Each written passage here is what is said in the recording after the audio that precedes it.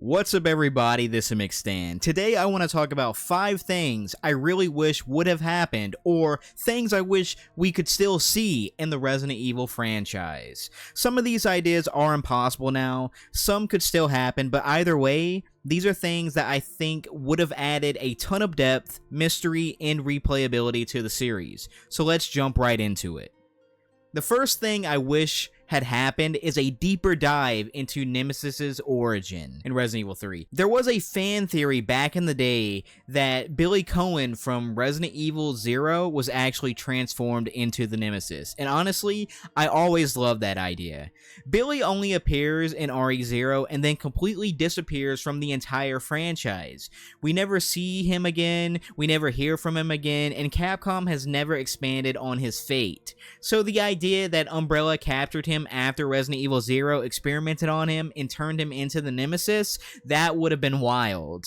It would have made a powerful storyline.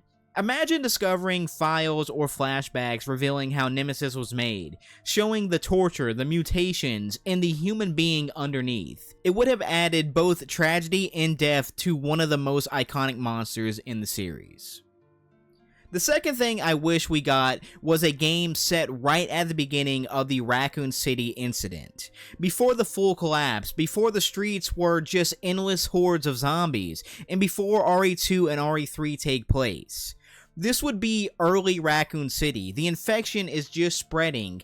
The first people are getting sick, the police are trying to figure out what's going on. The military is starting to quarantine the city, and instead of following characters we already know, the game could focus on new survivors dealing with the panic as everything falls apart. RE3 shows us Raccoon City already in absolute chaos, but Jill arrives after a lot of the big clashes have already happened. Early Outbreak Raccoon City would look and feel completely different. More uncertainty, more confusion, more desperation. Seeing the infection rise from the first sparks to the unstoppable fire it becomes would make for an incredible survival horror experience.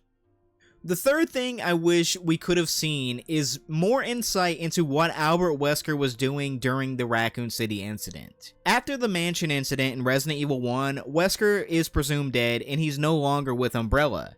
He's operating in the shadows now, and we know Ada Wong is working under him during Resident Evil 2, but we never really get to see it. I always thought it would have been amazing to see Wesker working behind the scenes, gathering data, collecting samples, watching events unfold, and giving Ada orders. Even just a few cutscenes of Ada reporting to him through comms would have added so much, or showing him coordinating multiple agents in the city at once. And with the RE4 remake proving that Wesker can physically appear and interact with Ada in real time, it shows it could have worked in a modern Resident Evil 2 remake as well, because in the original Resident Evil 4, Wesker physically was not there, but they changed it for the remake. So they could have did the same thing for the Resident Evil 2 remake. He didn't have to be the star, but having him lurking in the background, exploiting the chaos while everyone else is trying to survive, would have made the outbreak feel even bigger and more mysterious.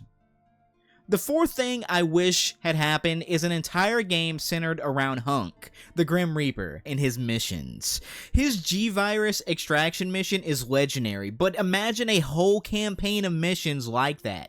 Tactical infiltration, stealth operations, BOW-infested facilities, dangerous biohazard cleanups, all done with Umbrella's most ruthless operative.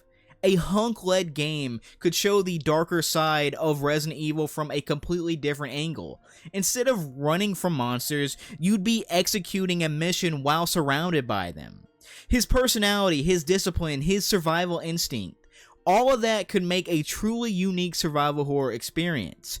Fans have been wanting this for years, and it still feels like a missed opportunity. But I still have my fingers crossed that maybe they might do something similar in the future. And finally, I really wish we'd get a new Outbreak game, one that's built to last. Capcom could create a modern Outbreak experience with replayabilities, new maps, new scenarios, and unlockables that keep people playing. Things like new survivors, new bonus modes, challenge runs, maybe even PvP or horde-based content. The more you play, the more you unlock. Characters, cosmetics, modes, maps, all giving players real reasons to come back. The key is long-term support, regular updates, roadmaps, maybe even a battle pass. A multiplayer game today needs ongoing support to survive, something past Resident Evil multiplayer games struggled with. And honestly, if Capcom can't deliver a proper new update with all the love and support it deserves, then just remaster Outbreak 1 and File 2 and bring them online. Fans would play them immediately, those games still hold up, and the remaster would be a perfect fallback. So those are 5 things I really wish we could have seen or we could still see in the Resident Evil franchise. Let me know in the comments which one of these you would like to see the most or wish would have happened the most. And if you have your own ideas on what should have happened or could still happen, let me know. Anyway guys, my name is MixStan, and as always, thank you so much for watching, and I will catch you in the next one.